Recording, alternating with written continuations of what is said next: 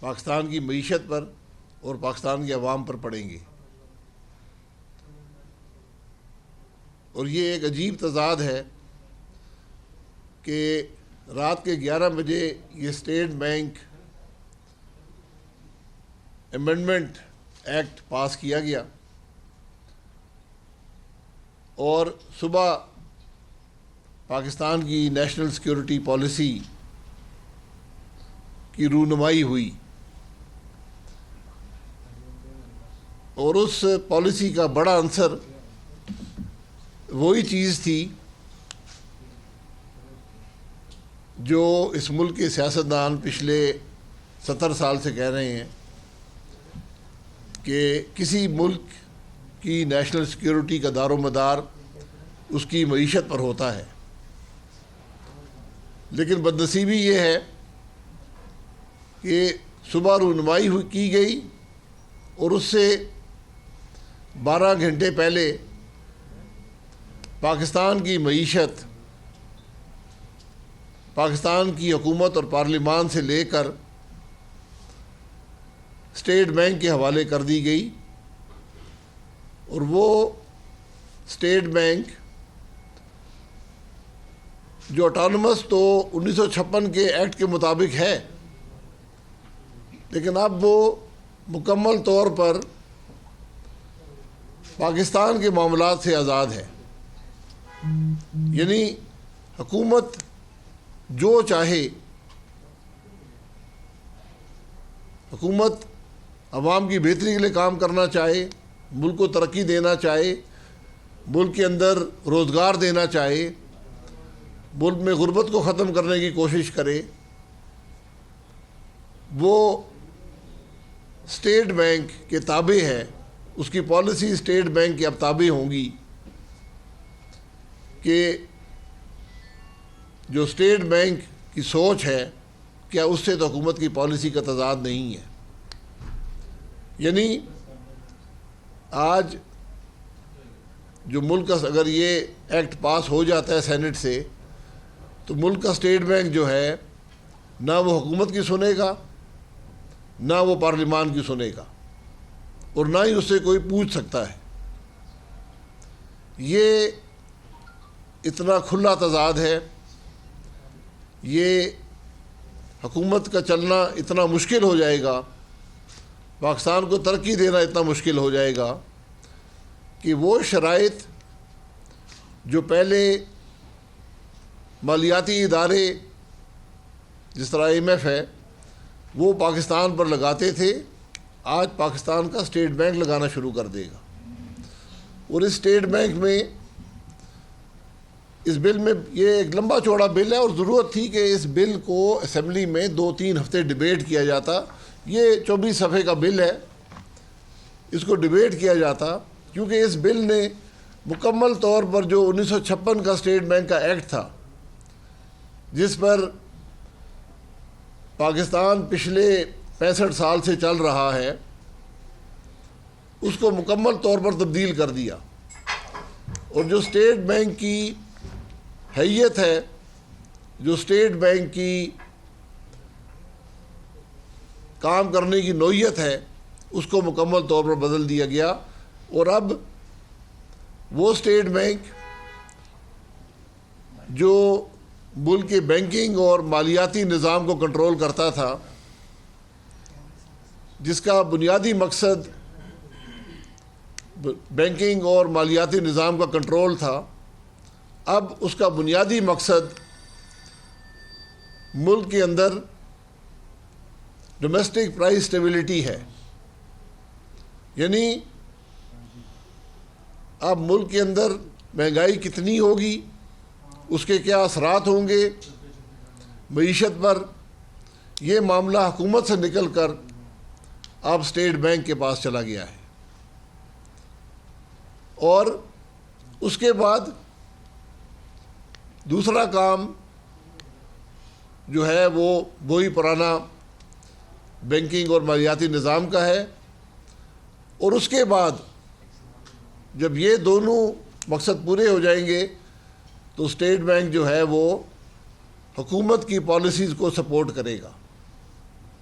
یعنی اگر حکومت عوام کو کوئی ریلیف دینا چاہے اسٹیٹ بینک اس کو روک سکتا ہے، اسٹیٹ بینک اس کے اثر کو زائل کر سکتا ہے۔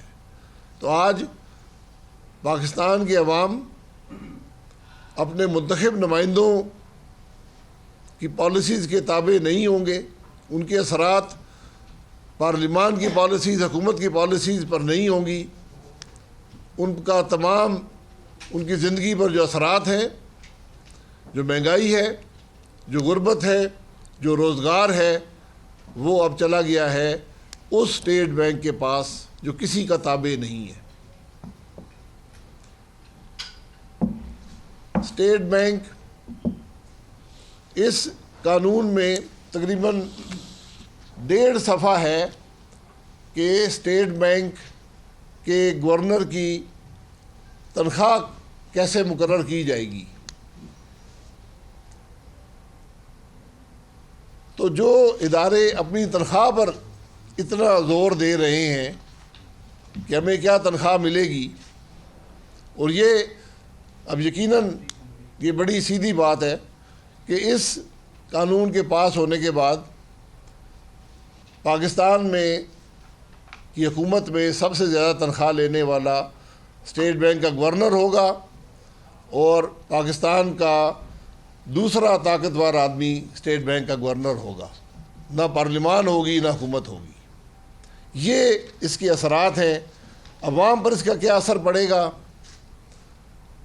عوام پر حکمرانی یا ملک کے معاملات کو حل کرنا یا گورننس دینا یا معیشت کو کنٹرول کرنا، یہ اب حکومت یا پارلیمان کے پاس نہیں ہے، یہ اب اسٹیٹ بینک کے گورنر کے پاس ہے کہ وہ عوام کیا پالیسیز بناتا ہے جس کے عوام پر کیا اثرات ہوتے ہیں۔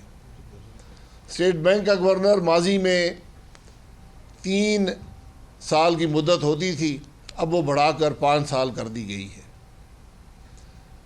جو ڈپٹی گورنر ہوتے تھے وہ حکومت لگاتی تھی، اب وہ اسٹیٹ بینک کی گورنر کی مرضی کے بغیر نہیں لگ سکتے۔ جو بورڈ آف ڈائریکٹرز ہے اس میں 8 آدمی لگائے جائیں گے جو حکومت لگائے گی، ان کی مدت بھی 5 سال ہوگی۔ حکومت کی اپنی مدت بھی 5 سال ہوتی ہے۔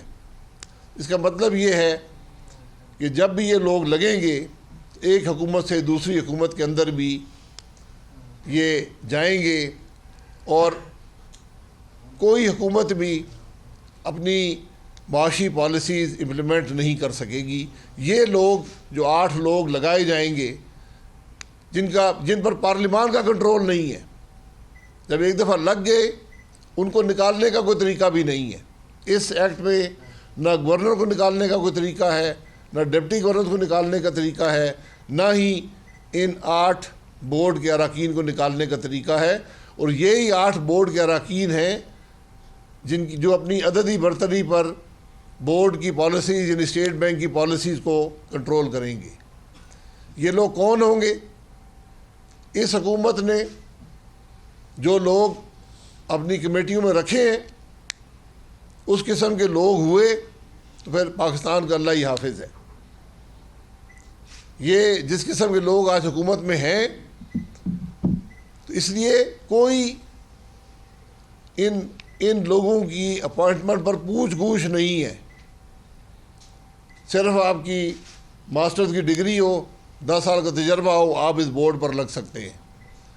اور یہ مختلف قسم کے لوگ جو آپ کو روز پریس کانفرنسوں میں نظر آتے ہیں، یہ سب کوالیفائیڈ ہیں اس بورڈ پر لگنے کے۔ یعنی پاکستان کی معیشت کو کنٹرول کرنے کے لیے یہ حضرات جو آپ روز پریس کانفرنسوں میں الٹی سیدھی باتیں کرتے ہوئے سنتے ہیں، یہ کل پاکستان کی معیشت کے فیصلے کریں گے۔ یہ معاملہ پارلیمان کے پاس ہونا چاہیے، پارلیمان کی اپروول ہو، لوگ پاکستان کے عوام کے سامنے ہوں کہ ان کی کیا قابلیت ہے، ان کا کیا تجربہ ہے، ان کا کیا بیک گراؤنڈ ہے، پھر وہ لوگ اپوائنٹ ہوں۔ ورنہ آپ نے جو دیکھا ہے، جس طرح سے پی ایم اپوائنٹ ہوئے ہیں، ایڈوائزر اپوائنٹ ہوئے ہیں، یہ جو ATM مشینیں ہیں یہ کل پاکستان کے اسٹیٹ بینک کے بورڈ پر بیٹھی ہوں گی. یہ ایک سیاسی بورڈ بن جائے گا. یہ ایک حکومت، ایک جماعت جو آج اقتدار میں ہے اس کے کنٹرول میں اسٹیٹ بینک چلا جائے گا. اور پھر اس بورڈ کو بھی بائی پاس کر دیا، ایک ایگزیکٹو کمیٹی بنائی گئی جو بینک کے گورنر، ڈپٹی گورنر اور افسران پر مشتمل ہوگی، اور تمام جو کور فنکشنز ہیں وہ اس کی ذمہ دار ہوگی. اور وہ کمیٹی 2 ممبران پر بھی فیصلے کر سکتی ہے. اس کا کورم 2 کا ہے. تو پاکستان کی معیشت کے فیصلے کل اسٹیٹ بینک کا گورنر اور ایک شخص بیٹھ کر سکیں گے. یہ ایک عجیب نظام ہے جس کی سمجھ نہیں آتی کہ اس کا مقصد کیا ہے. اور سب سے بڑا جو اسٹیٹ بینک کے اندر 9B ہوتا تھا، 9B monetary and fiscal policy coordination board, یہی تھا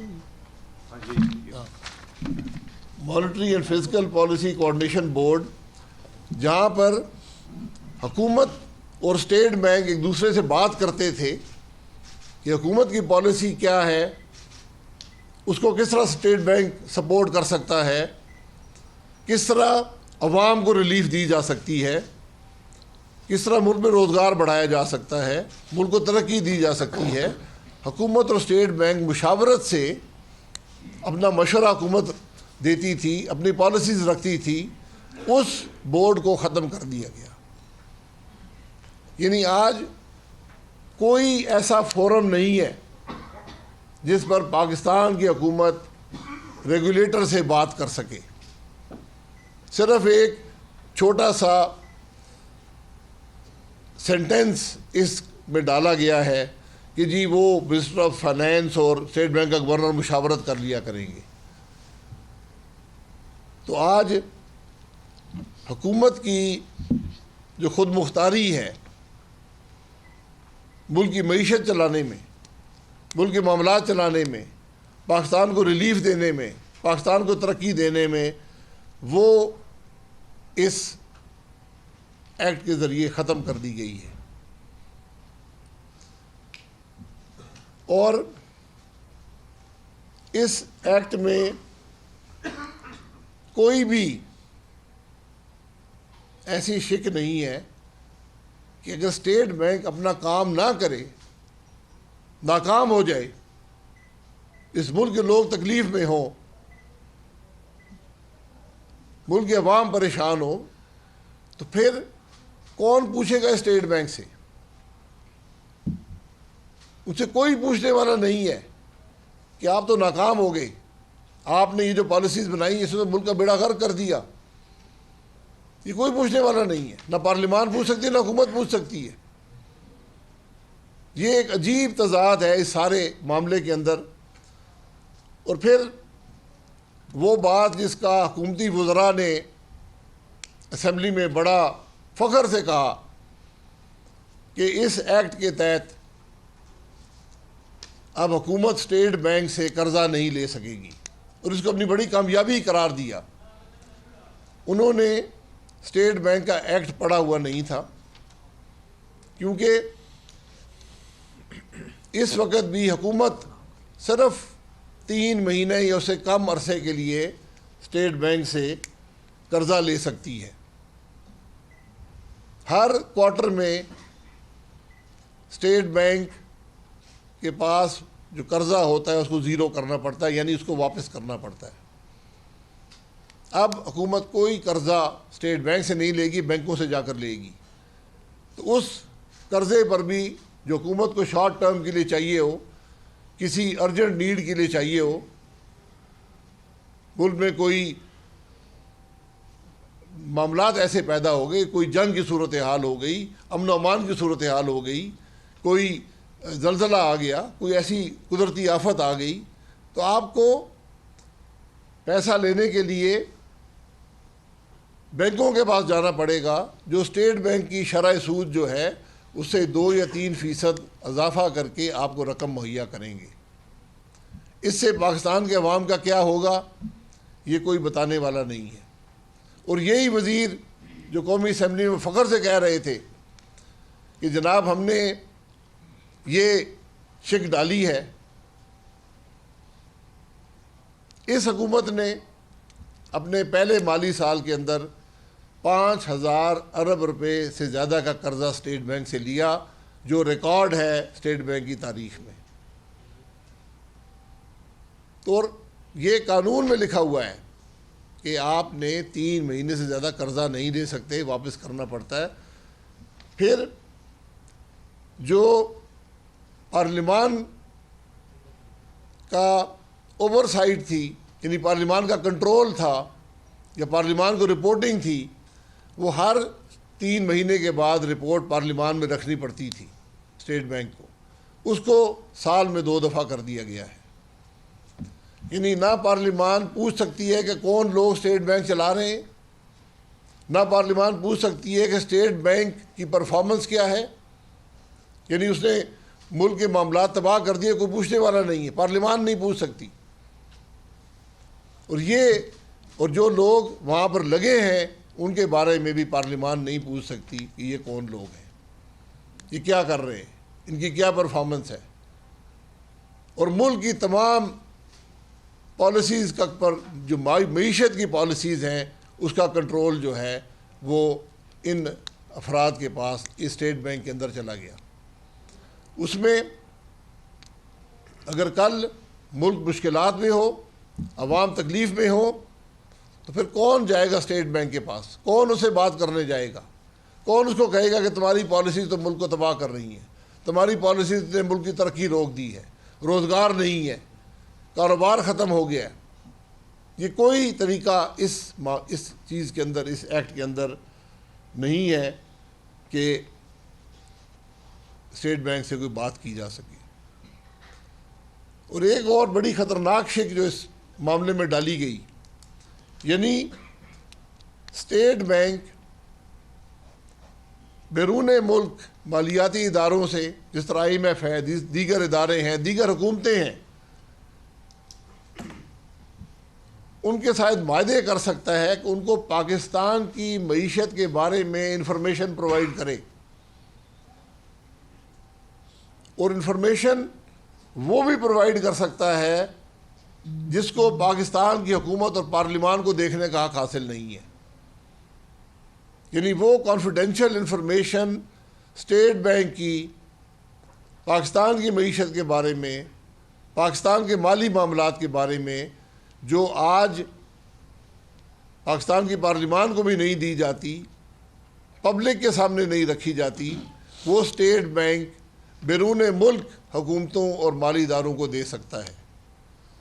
یعنی جس طرح فیٹف کے معاملات ہیں، فیٹف کے معاملے پر جو انفارمیشن مانگی جائے گی وہ اسٹیٹ بینک بغیر پارلیمان سے پوچھے، بغیر حکومت سے پوچھے مہیا کر دے گا۔ یہ خود مختاری اس چیز کو کہا جاتا ہے کہ جو پاکستان کے اندرونی معاملات ہیں ان کو ہم دنیا سے تو شیئر کر سکتے ہیں، ان کو دے سکتے ہیں، لیکن اپنے عوام کے سامنے نہیں رکھ سکتے۔ یہ اتنی خود مختاری دنیا کے کسی ملک میں نہیں ہے کہ آپ کا اپنا ملک آپ کی معیشت کے بارے میں وہ نہیں جانے گا جو دوسرے لوگ جانیں گے۔ اور یہ بہت سی باتیں اس میں ہیں، لیکن میں صرف گزارش یہ کروں گا کہ اس سارے معاملے سے صرف ایک اثر ہوگا کہ اس ملک میں گروتھ ختم ہو جائے گی، اس ملک میں بے روزگاری بڑھ جائے گی، اس ملک کے عوام تکلیف کا شکار ہوں گے، اور ہم جس طرح آج IMF کے رحم و کرم پر ہیں، کل ہم IMF سے ہٹ کر اپنے اسٹیٹ بینک کے رحم و کرم پر چلے جائیں گے، جس کا صرف ایک مقصد ہوگا کہ اب وہ آئی ایم ایف کے ایجنٹ کے طور پر کام کرے. آئی ایم ایف جو ہے وہ وائس رائے بن کر یہاں پر اپنا ایجنٹ رکھے جو ملک کے معاملات کو چلائے. تو اس معاملے میں جب پہلے ہی نظام غیر آئینی ہے, نظام چلتا نہیں ہے, اب ہم نے مزید اس کے اندر معیشت کو بھی دوسروں کے حوالے کر دیا ہے. اور جب آپ معیشت دوسروں کے حوالے کرتے ہیں, آپ اپنی نیشنل سیکیورٹی بھی دوسروں کے حوالے کر دیتے ہیں. اس لیے یہ میں نے پہلے بھی کہا ہے, آج میں پھر کہنا چاہتا ہوں کہ ہماری جماعت یہ چاہتی ہے کہ اس بل پر بحث ہو, اس بل کے معاملات پاکستان کے عوام کے سامنے رکھے جائیں, پھر فیصلہ ہو. اور اگر یہ بل اسی شکل میں پاس ہوتا ہے تو میں آئی ایم ایف کو بھی دوسرے اداروں کو بتانا چاہتا ہوں نہایت ادب اور احترام سے کہ ہم پاکستان کے معاملات کا سودا نہیں ہونے دیں گے. یہ کل جب بھی حکومت آئے گی, یہ پہلا کام ہوگا کہ آرڈیننس کے ذریعے اس بل کو ریورس کیا جائے. حالانکہ اس بل میں یہ بھی لکھا گیا ہے کہ آپ کوئی قانون بھی بنانے سے پہلے بھی اسٹیٹ بینک کے گورنر سے مشورہ کریں گے. جو قانون اسٹیٹ بینک کے بارے میں بنائیں گے, اسٹیٹ بینک سے مشورہ کریں گے. اس بل میں یہ بھی لکھا گیا ہے کہ جو کچھ اسٹیٹ بینک کا گورنر, ڈپٹی گورنر اور دیگر لوگ کریں گے, پاکستان کے عوام ان سے نہیں پوچھ سکتے, ان سے نیب نہیں پوچھ سکتا, ان سے ایف آئی اے نہیں پوچھ سکتی. یعنی جو لوگ پاکستان کے بینکنگ اور مالیاتی نظام کو کنٹرول میں کریں گے, ان سے نہ پارلیمان پوچھ سکتا ہے, نہ حکومت پوچھ سکتی ہے, نہ ایف آئی اے پوچھ سکتا ہے, نہ عدالتیں پوچھ سکتی ہیں, نہ نیب پوچھ سکتا ہے. یہ اتنی خود مختاری, قانون سے بالا تر ہونا ہم نہیں سمجھتے پاکستان کے مفاد میں ہے. اس لیے آج ملک کی ضرورت ہے کہ اس معاملے کو, یہ معاملہ سینٹ میں ہے, اس کو وہیں پر اس کو واپس بھیجا جائے, پارلیمان میں ڈیبیٹ ہو اور پھر جا کر بتایا جائے کہ اس کی ضرورت کیا ہے, اس کے اثرات کیا ہوں گے.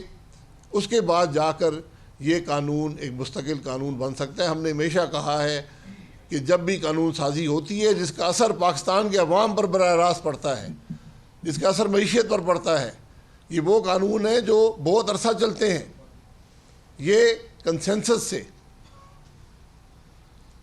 سے پاس ہونے چاہیے. جب بھی یہ قانون ایک ڈویژن سے بغیر ڈیبیٹ کے پاس ہوں گے, یہ کبھی بھی پاکستان کے معاملات کو حل نہیں کر سکتے, نہ, اور یہ پاکستان کے مفاد کے خلاف ہے. جی بہت شکریہ. آپ نے ایسے موقع پر پریس کانفرنس کی ہے جب ایک طرف نیشنل سیکورٹی پالیسی جو ہے اس کا اناؤنس ہوا ہے اور دوسری طرف اسٹیٹ بینک آف پاکستان اور ضمنی مالیاتی بجٹ منظور ہوا ہے. یہ بتائیے گا, آپ نے کہا کہ آپ اس کو جیسے ہی حکومت تبدیل ہوگی تو صدارتی ریفرنس کے ذریعے ریورس کریں گے.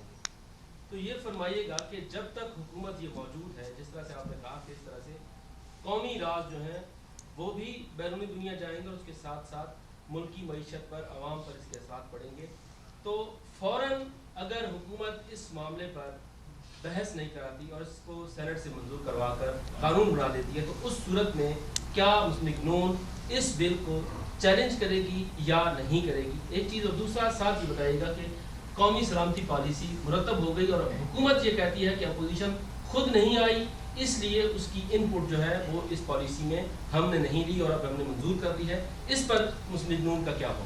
دیکھیں, جو یہ بڑی سیدھی بات ہے کہ جو قانون بھی پاکستان کے عوام کے مفاد میں نہیں ہوگا, ملک کی خود مختاری کے خلاف ہوگا, اس کو ریورس کرنا پڑے گا. یہ ہماری ذمہ داری ہے. کیونکہ اگر آپ آج ڈیبیٹ نہیں کرائیں گے, اس بل کے معاملات عوام کے سامنے نہیں رکھیں گے, یہ بل تفریق سے پاس ہوگا تو کل یہ واپس ہوگا. یہ بڑی سیدھی سی بات ہے. جہاں تک نیشنل سیکورٹی پالیسی کا تعلق ہے, آپ اس پالیسی کو پڑھ لیں, اس میں لکھا ہوا ہے کہ ہم نے 70 یا 120 اداروں اور لوگوں سے مشاورت کی. اس مشاورت میں پارلیمان کا نام نہیں ہے. تو جھوٹ بولنے سے پہلے اپنے ہی کاغذات پڑھ لیا کریں کہ لکھا ہوا کیا ہے. جناب